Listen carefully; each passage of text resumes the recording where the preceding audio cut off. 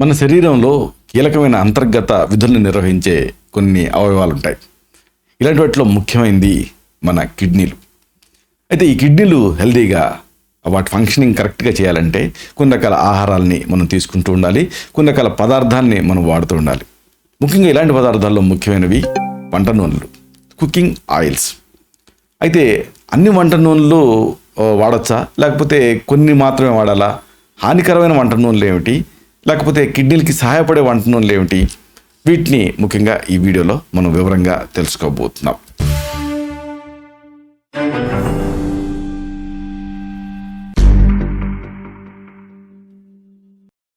మిత్రులారా నమస్కారం.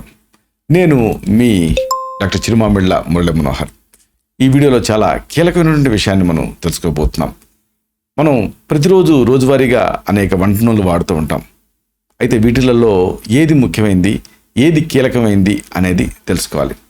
ముఖ్యంగా హెల్త్ పరంగా, కిడ్నీస్ హెల్త్ పరంగా, ఈ కిడ్నీస్కి హెల్త్ని ప్రసాదించేటటువంటి, కిడ్నీని ఆరోగ్యంగా ఉంచేటటువంటి నూనెలు ఏమిటి అనేది మనం తెలుసుకోవాలి. ఇది తెలుసుకోబోయే ముందు అసలు ఈ కిడ్నీలు అంటే మూత్రపిండాలు ఉంటాయి కదా, ఇవి ఎందుకు కీలకం, వీటి హెల్త్ అనేది ఎందుకు అవసరం అనేది తెలుసుకోవాలి. అంటే ఈ కిడ్నీస్ తాలూకు ఆప్టిమమ్ హెల్త్ని మనం మెయింటైన్ చేయాలంటే, అసలు ఆ కిడ్నీని హెల్తీగా ఉంచుకోవాలంటే కిడ్నీలు తమ సంబంధించిన ఫంక్షనింగ్ మనం తెలుసుకోవాలి. కిడ్నీలు ప్రధానంగా చేసే పని మన రక్తాన్ని శుద్ధి చేయటం, అంటే ప్యూరిఫై చేయటం. మలినాలని ఆ మూత్రం రూపంలో బయటికి పంపించడానికి ఈ కిడ్నీలు అనేది సహాయపడతాయి. ఇప్పటికప్పుడు ఆ మలినాలు శుద్ధి అవ్వకపోతే, శరీరంలో పెరిగిపోతే అనేక సమస్యలు వస్తాయి. కాబట్టి కీలకమైన అంతర్గత విధిని ఈ కిడ్నీలు నిర్వహిస్తూ ఉంటాయి. కిడ్నీలు ఆరోగ్యంగా ఉంచుకోవాలంటే సరైనటువంటి డైట్ని ఫాలో అవటం చాలా ముఖ్యం. ఎందుకంటే అన్హెల్దీ డైట్ ఫాలో అయితే కిడ్నీలు దెబ్బతింటాయి. సరే, మరి సరైన డైట్ అంటున్నాం అంటే ఏమిటి అంటే, అసలు కరెక్ట్ డైట్ని ఎలా తెలుసుకోవాలి అంటే ఇది కూడా చాలా కీలకం. ఏదైతే కిడ్నీల మీద లోడ్ పడేస్తుందో అలాంటిది సరైన డైట్ కాదని అర్థం. సరైన డైట్ తీసుకోవాలంటే ముందుగా అనేకం ఉంటాయి, కానీ నూనె విషయంలో శ్రద్ధ పెట్టాలి. మనం ఈ వీడియోలో ప్రత్యేకించి ఈ నూనె మీద ఫోకస్ పెట్టబోతున్నాం. అసలు నూనెలు ఎందుకు వాడాలి, మనం పూర్తిగా మానేయచ్చా అంటే లేదు. మన శరీరానికి నూనెలు కూడా అవసరం. అంటే కొన్ని ప్రత్యేకమైన కొవ్వుల్ని ఈ నూనెలు మనకి సరఫరా చేస్తూ ఉంటాయి.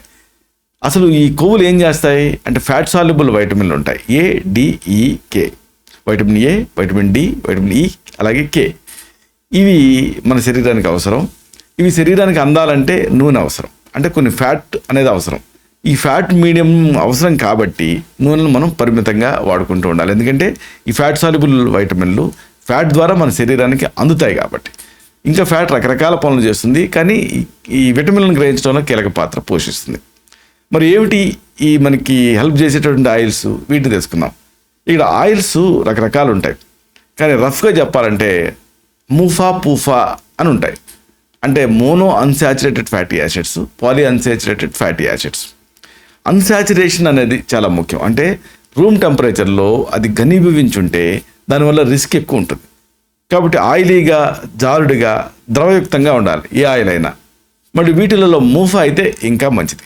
ఇలాంటి వాటిలో ముఖ్యంగా మనం చెప్పుకోవాల్సింది రైస్ బ్రాన్ ఆయిల్.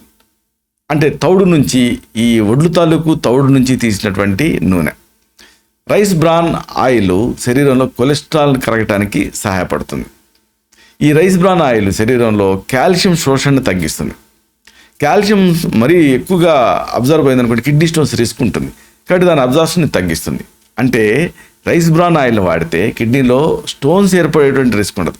స్టోన్స్ ఎప్పుడైతే ఏర్పడవో అప్పుడు కిడ్నీస్ హెల్తీగా ఉంటాయి. చాలామందికి కిడ్నీ స్టోన్స్ నుంచే కదా కిడ్నీ ఫెయిల్యూర్ స్టార్ట్ అయ్యేది. ఇక రెండోది ముఖ్యమైనది, ఎప్పుడు చాలామంది అడిగేది ఏంటంటే ఏ వంట ఆయిల్ బెటరు అని. ఇలాంటి వాటిల్లో ఆప్షన్ ఉన్నప్పుడు మనం చెప్పుకోవాల్సింది ఏమిటంటే ఆలివ్ ఆయిల్. కుకింగ్ ఆయిల్గా ఆలివ్ ఆయిల్ ఎంచుకోగలిగితే మంచిది. అయితే ఇక్కడ మనం మామూలుగా ఆలివ్ ఆయిల్ని మామూలు వంట నూనెలు వేడి చేసినట్టుగా వేడి చేయకూడదు. చేస్తే ఏమవుతుంది అంటే అది ఎవాపరేట్ అవ్వడం మొదలు పెడుతుంది. కాబట్టి ఆలివ్ ఆయిల్ వాడాలంటే సీజనింగ్ కోసం వాడాలంటే నెయ్యి ఎట్లా వేసుకుంటామో అట్లా ఆహారాల పైన దీన్ని వాడాలి తప్పితే నూనెలు బాగా మరిగించి దాంట్లో పూరీలు మనం వేసినట్టుగానో, గారెలు వేసినట్టుగానో ఆలివ్ ఆయిల్ని వాడకూడదు. ఈ ఆలివ్ ఆయిల్లో 70% మోనో అన్సాచురేటెడ్ ఫ్యాటీ యాసిడ్స్ ఉంటాయి. ఇవి రక్తంలోని చెడు కొలెస్ట్రాల్ని తొలగించేస్తాయి. దీంట్లో మళ్ళీ యాంటీఆక్సిడెంట్లు కూడా చాలా ఉంటాయి, ఎక్కువ మొత్తాల్లో ఉంటాయి. కాబట్టి దీంతో కిడ్నీస్ హెల్తీగా ఉంటాయి. ఇక తర్వాత మనం చెప్పుకోవాల్సింది బాదం నూనె. బాదం నూనె కూడా అంతే, కిడ్నీస్ హెల్త్కి సహాయపడుతుంది. ఈ బాదం నూనెలో మోనోఅన్సాచురేటెడ్ ఫ్యాటీ యాసిడ్స్ పుష్కలంగా ఉంటాయి. ఇవి రక్తంలో చక్కెర స్థాయిని స్థిరీకరిస్తాయి, స్టెబిలైజ్ చేస్తాయి. దీంతో హెల్తీగా ఉండొచ్చు, అంటే కిడ్నీల సమస్యలు దరిజారకుండా ఉంటాయి. కాబట్టి మీరు బాదం ఆయిల్ని కూడా ఒక చక్కటి ఆప్షన్ కింద ఎంచుకోవచ్చు. ఇక ఇలాంటి వాటిలో ముఖ్యమైనది, ఇంకా ముఖ్యమైన ఆయిల్ ఏమిటి, చాలామంది అడుగుతూ ఉంటారు, వేరుశెనగ నూనె మంచిదా, ఇలాగ రకరకాలు. ఇలా చెప్పాల్సి వస్తే మనం చెప్పుకోవాల్సింది సన్ఫ్లవర్ ఆయిల్. సన్ఫ్లవర్ ఆయిల్ పొద్దుతిరుగుడు నూనె గుండెకి మంచి చేస్తుంది, కిడ్నీలు కూడా మంచి చేస్తుంది. కిడ్నీలని హెల్తీగా ఉంచడానికి సన్ఫ్లవర్ ఆయిల్ సహాయపడుతుంది. సన్ఫ్లవర్ ఆయిల్తో తయారు చేసిన వంటలు తింటే కిడ్నీస్ మీద లోడ్ పడకుండా ఉంటుంది. తర్వాత ఇంకొక ఆసక్తికరమైన ఆయిల్, ఇదే అవకాడో ఆయిల్. ఇది కొన్ని పెద్ద సూపర్ బజార్స్లో వీటిలో దొరుకుతుంది.